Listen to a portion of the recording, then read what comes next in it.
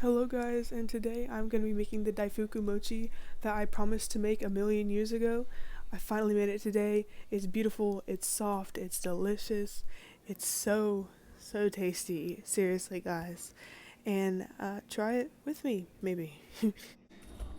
So we got a cup of Mochiko, sweet glutinous rice flour.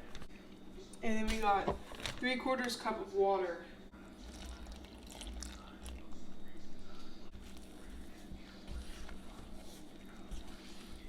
You might have to add extra water or extra flour to counterbalance whether or not it's too dry or too wet.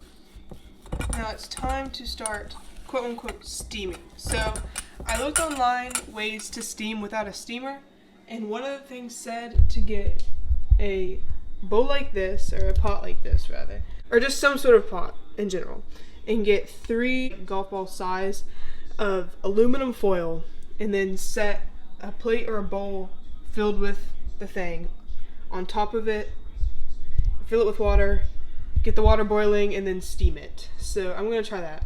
So here's my 3 little aluminum balls. I need to fill this up with water first. It says about an inch of a half of an inch of water in the bottom. So that's a little bit more than half of an inch, but it should be good because this is a pretty tall pan. So now I'm gonna set it to start heating up. It says to boil it. Get it till the water's boiling.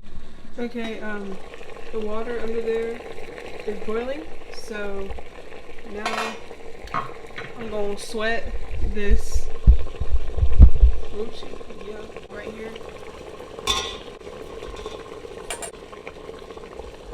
It's supposed to steam for 20 minutes, but honestly, I don't know how long this is gonna take.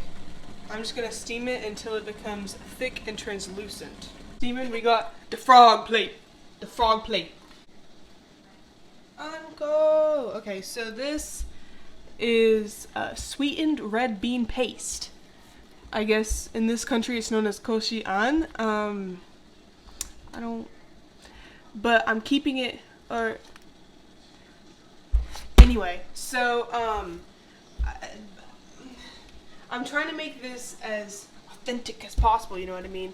So I'm filling it with a traditional Daifuku filling, which is red bean paste, and which is already super sweet, like in a half a cup, which is a lot. It's 54 grams of sugar. 54. So I'm gonna go ahead and like pre-set out this.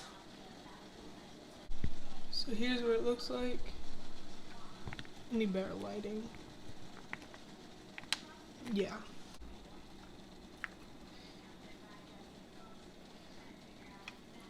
It's not quite as sticky as I expected it to be.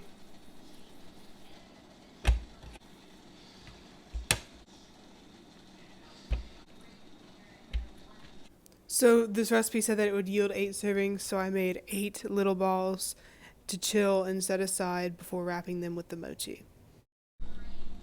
Here they are. I'm going to set them in the fridge to cool down. In the meantime, it's been 15 minutes, so I'm going to check on the mochi. I don't know if you can see the texture now, but now it's more like springy. This is what it looks like now. I'm probably going to let it go for a little bit longer because it looks like it's almost done. Next, I'm going to prepare where I need to set down my mochi. I'm going to sprinkle this very liberally. Ooh, liberally. Because mochi is very sticky.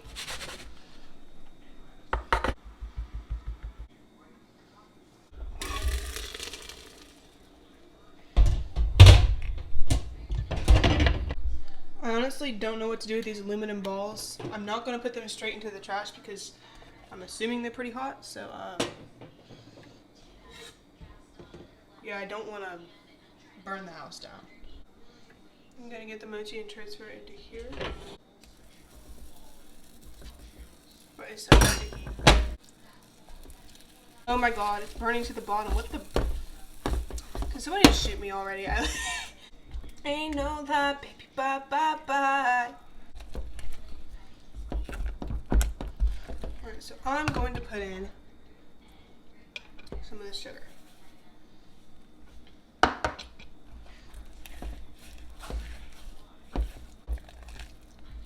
stir constantly throughout this entire thing so I don't burn the sugar.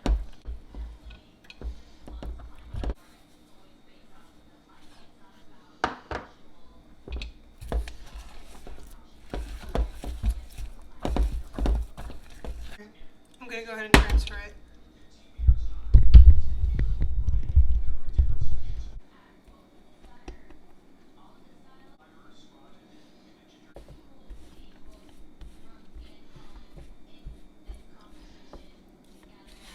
So I wrapped each of them by cutting out a little square, folding that piece around the anko, pinching the seams, and then rolling it around in my hand to create a nice ball.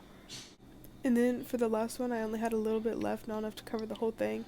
So then I just made like a little anko in a blanket sort of thing.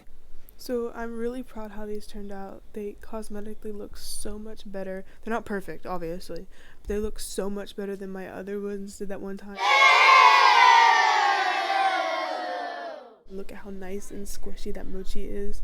I got the mochi the perfect texture. When I tasted them, it's really good. I might make smaller anko balls next time because it was a little bit overpowering of the mochi a little bit, but it was great. I really liked it.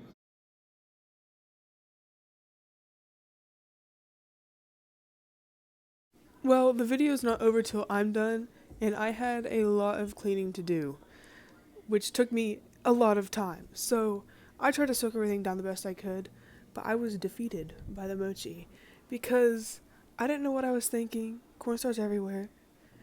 Mochi everywhere. The mochi even stuck to the sponge thing.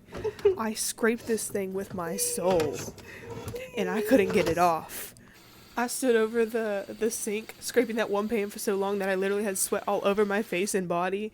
And then afterwards, my hands were shriveled. And then the next day, my hands were peeling because of how hard I cleaned.